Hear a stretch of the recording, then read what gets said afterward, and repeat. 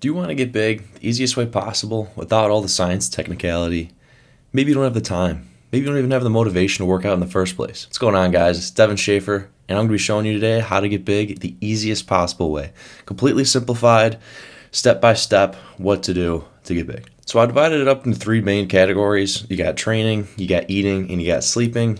Each section is going to have a couple key points that if you follow all of these, you're going to be off pretty well and very, very likely to be able to gain some weight and some mass overall in the gym. What I basically did is I took all the key points that I've learned into a very digestible way of understanding and applying all the information. So the first section I put is training. And for training, you're going to do your favorite split. Why? Because it's fun. And you doing your favorite split is going to make you want to keep going to the gym and actually enjoy what you're doing. What's most important out of all of these things is consistency and actually staying consistent with going to the gym. Because if you stop going to the gym, I mean, everything falls apart. So what helps with that is picking your favorite split and going in there doing something you actually enjoy. Whether it be Arnold split, you got push-pull legs, you got bro split. Hell, if you want to hit glutes and neck on the same day, go for it. Whatever. I'm not, but whatever split you choose, just make sure you're training hard because that's how you grow. So how do you know if you trained hard though? The way I kind of learned over the years of how I really know if it was a good workout or not is not by, if I'm fatigued the next day or if I'm sweating a ton. It wasn't really any concrete variables that you know if it was a solid workout and it's going to help you get bigger. The one main thing was if you can leave the workout and truly say to yourself you gave every single part to it, then more likely than not, it's a good workout then. But if you didn't get it that time, then make sure you make up for the next session. Also, there's a huge difference between training hard and just straight up hurting yourself. I'll give a direct example that I see a ton of people do, and it's terrible. It's just completely hurting yourself and basically making yourself injured, and then you can't train at all. So let's say you're deadlifting and you love to deadlift and that's part of your favorite split. And you're going pretty heavy, you're doing some heavy sets, low reps, high weight, and you're really enjoying how you see the weights progressing going up and up, but your spine's starting to hurt, you're feeling a little bit of nerve pain in your spine, but I'm getting the weight up, so it has to be fine. I'm not injured, it's just a little spine pain, that can't be bad, but that is completely how you destroy your back. And as soon as there's any other pains besides just straight up muscles, like if your tendons are starting to hurt, your joints, something's not feeling right, stop that session completely and take a complete break from it because you're going to injure it. That's the precursor to injuring yourself. So just make sure you know that. So those are the only 2 points I had for training, and they're 2 very straightforward points. Pick your favorite split so you stay in the gym, train hard. That's how you're going to grow. So for eating, you're going to want to eat 1 extra meal per day. So you're going to want to kind of analyze how you've been eating over the past week or month, and because everyone has routines and patterns to how they eat. So whether it's you eat like 2 meals in a day, you eat 1 meal, you eat 4 different times, kind of understand how often you really eat and try to tack on another meal. And when you do that, don't reduce your other meals sizes just because you're adding another meal. You're going to want to keep those consistent and then add another meal. So I'm going to explain a couple different scenarios because there were some that I had to adjust to, and there's also some scenarios that are pretty important. So first one I'm going to say is if you go to school. If you go to school and you are not eating breakfast in the morning before you either get on the bus or in the car or whatever, that's a necessity. You need to be eating breakfast. Breakfast has to be one of those meals in your day. It doesn't have to be this giant meal. It just has to be something. I found the easiest thing to eat in the morning is either some cereal, a little cereal with a protein shake. Those 2 together, easy enough. It's very easy to get down cereal because it's tasty, and you grab whatever one you want, your favorite one. Another scenario in school is, let's say you do have breakfast, but you don't really have a lunch at school, it's kind of something real light, then you go play a sport, and then you come home and eat dinner and then go to bed. You're going to want to have an actual lunch, and junk food is completely fine. Throughout this, junk food is fine. Just whatever makes you not feel disgusting. And the next scenario I would have is if you are also playing a sport on top of school, I suggest make shakes as well, because if you're trying to have an extra meal in your day and you don't even have much time to eat in the first place, you come home from school, in about an hour you have to go to your next sport and then come home and then lift after that, it's going to be hard to get many meals in because you're not going to want to go play a sport or work out if your stomach's completely bloated from eating an extra meal in the day. So I'd suggest getting like shakes in.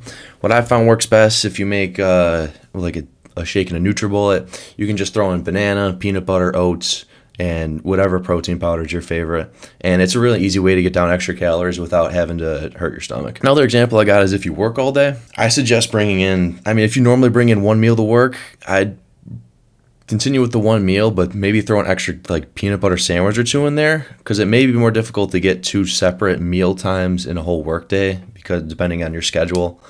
But it will be easier just to get another peanut butter sandwich down on top of one meal. And then with that being said, 3 meals is minimum, because if you only have one meal a day and adding another meal just makes it 2, it's highly unlikely you're going to be having enough calories to get bigger with only 2 meals in a day. So 3 minimum, and if you're having 3 right now, still add an extra meal. So now what each of the meals should consist of is, you can have pretty much whatever you want as long as there's like a little bit of protein in each meal. So whatever you may have for dinner, if it's pasta you love having every night, maybe just have a chicken breast with the pasta. Or in the morning, like I said, if you have cereal in the morning for your extra meal, maybe just have a little whey protein shake on the side. As long as each of those meals you have in the day is some form of protein in it, as well as whatever the hell you want, you'll be better off with that and be able to help you with gaining more weight. Drinking calories is also a lot easier. Like I said, with the shakes, drinking it, or if you want a Gatorade, having more liquid calories such as milk or apple juice or whatever you want, honestly, whatever your favorite is, just so you can stick to it, will help a ton in gaining weight. So that's pretty much the 3 points I had for eating. Eat 1 extra meal per day, the different scenarios of how you can fit an extra meal in, and 3 meals a day minimum. Junk food is fine, and just make sure you have a little piece of protein in each meal, and you'll be good. So last point I have is for sleeping. It is also it's a pretty big part. That's why I made it one of the 3 categories. So 7 hours minimum each night, because if you're getting less than 7, 1, you're more likely than not going to feel too good, and your training's probably going to suffer because of it. And if you think that you feel fine in like 6 or 5 hours, it's really, really, really unlikely, and you'll see a huge difference if you consistently get at least 7. So 7's the mark. If you get more than 7, that's great. I like to get 8 to 9 is what I aim for, because if I get below 8, I feel terrible, and I can tell my performance completely decline. What I found was the easiest to get 7 hours each night when you normally only get 5 or 6 is, 1, try to reduce when scrolling on social media at night, because usually that can take over an hour just sitting there scrolling, and then you miss an extra hour of sleep. Maybe change it to listening to a podcast or some really long YouTube video, because then eventually you'll be able to actually start to fall asleep while you're watching it, and then eventually you can just turn around, boom, go to bed right away. So those are the 3 main points that are for how to get bigger. How are you going to gauge if it's actually working? It's definitely not something overnight. So there's a couple of things that I've been able to gauge when I first started was, well, 1, the mirror tests. You can just look in the mirror and see if you see gradual changes. And I give it a solid couple weeks before you analyze each time, because if you're looking at every day to day, it's going to look the same. It doesn't change in one single day. So every couple of weeks you can use the mirror test, or maybe take a picture every couple of weeks and just see the difference and then analyze it from there. Another one is the scale. That one may be a little more demanding, but I didn't put that as part of this because I just wanted to put the simplest way to follow and the simplest guidelines in order to just achieve your goal of getting bigger. Takeaway from this, don't miss 2 days in a row from all the points that I discussed, and if you miss a day, just make sure you don't miss a second day. So it's all right if you miss 1 day, but 2 days in a row, you can't do that. Second part, like I just described, it's going to take time, so I'd probably give it every week or 2 to analyze what happened instead of day by day. Also, it's a lot of points that I threw at one time. If you just want to take one of them and stick with 1, and then the next week add 2 of them, let's say that's the first week, you're going to start doing your favorite split and make sure you make it every week. Great. So that's your new goal for week 1. And then week 2, you're going to make sure you go every day. And then you're also going to have an extra meal every day. That's great. And then week 3, you're going to go to the gym every day, eat an extra meal every day, get 7 hours of sleep at least every night. that's a lot more sustainable way to have even these simplified guidelines followed over a period of time instead of just trying to change everything at once. Because if you try to change everything at once, it's not sustainable, and eventually you're going to hit a wall and you're not going to want to do any of it at all. And that's the worst case scenario, is that you completely quit everything.